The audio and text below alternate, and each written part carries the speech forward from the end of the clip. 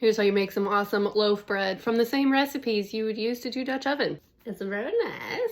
We got a big ass bowl. This recipe calls for bread flour, but we can always use all-purpose in place of bread because there is less protein in all-purpose flour than bread, which means that all we have to do is maybe give it a little bit extra kneading to enhance the gluten, but otherwise it's okay. Today's recipe can handle up to 6.5 cups of flour, but we're gonna start with 4. We need 2 1/4 cups of warm water, which means the temperature should be between 110 and 120 degrees Fahrenheit. 1/4 cup of sugar in with the water, 2 1/4 teaspoons of yeast, which is 2 of these and 1 of these, or 1 packet. Since I am using instant yeast, I'm going to dump and then dump immediately. If you were using active dry yeast, you mix this in, wait 5 minutes, look for foam or the smell of a dive bar, and then dump. A little stir. Dumping time. Last but not least, we need 1 tablespoon of salt. Give it 20 big stirs. Ta-da, lumpy caca.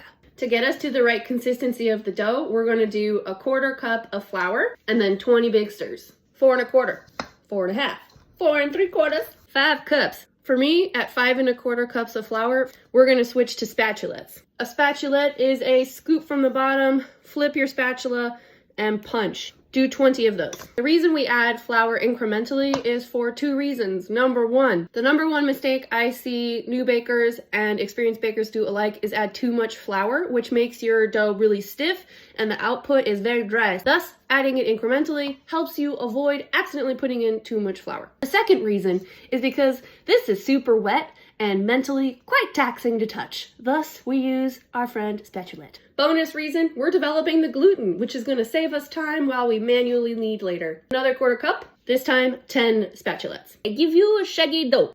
This is 5 1/2 cups for me. She's holding her shape, meaning she's not goopy, but she's still very soft. Perfect time to switch to manual. A mostly clean surface to which we're going to add more kitchen lube. Get all the bits and bobs. And now we will knead, which is very easy. You are going to put both of your palms down on the dough. You're going to lean forward. You're going to pick up the end. You're going to fold it over. You're going to twist it 1/4 and you're going to say, hell yeah, I just did 1. Might be a little bit sticky. That's okay. Add up to a tablespoon of flour at a time. 25 kneads or 1 minute, 3 minutes or 75 kneads, 150 kneads or 6 minutes. This recipe calls for 5 to 7 minutes of kneading. However, it is using bread flour, and bread flour has more protein, so it's more likely to get smoother faster.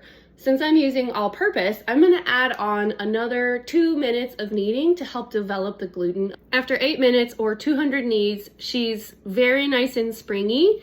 She's still nice and stretchy. However, I am noticing that as I knead her, it's getting more resistant. I think I've kneaded her enough. Her nap time location will be spritzed with oil. Don't want to spray her? You can just put a teaspoon of oil and kind of massage her like you love her.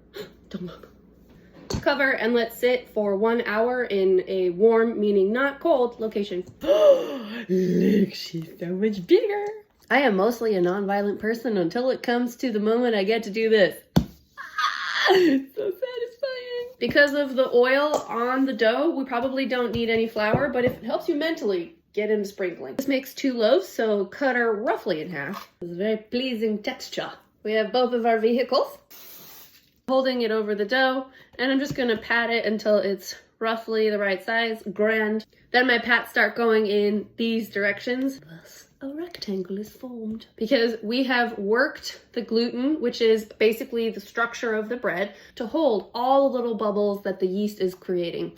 So now that we're rolling it up, all we're really doing is giving it shape. If the dough sticks a little, don't worry, just peel it off slowly and it should come loose. Your seam side is down. We're gonna let these sit for another hour to puff up. To make sure that whatever we put on top doesn't stick to the dough, we're gonna give it a spritz. And then a towel over top. With 15 minutes to go, set the oven to 375.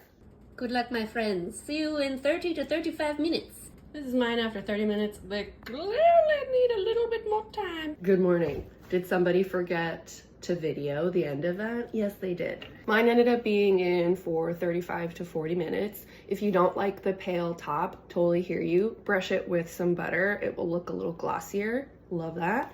Part of why I don't have the second loaf is because I already ate it. So what I do is I pre-slice these and then I put the majority in a bag in the freezer. I pop them into the toaster.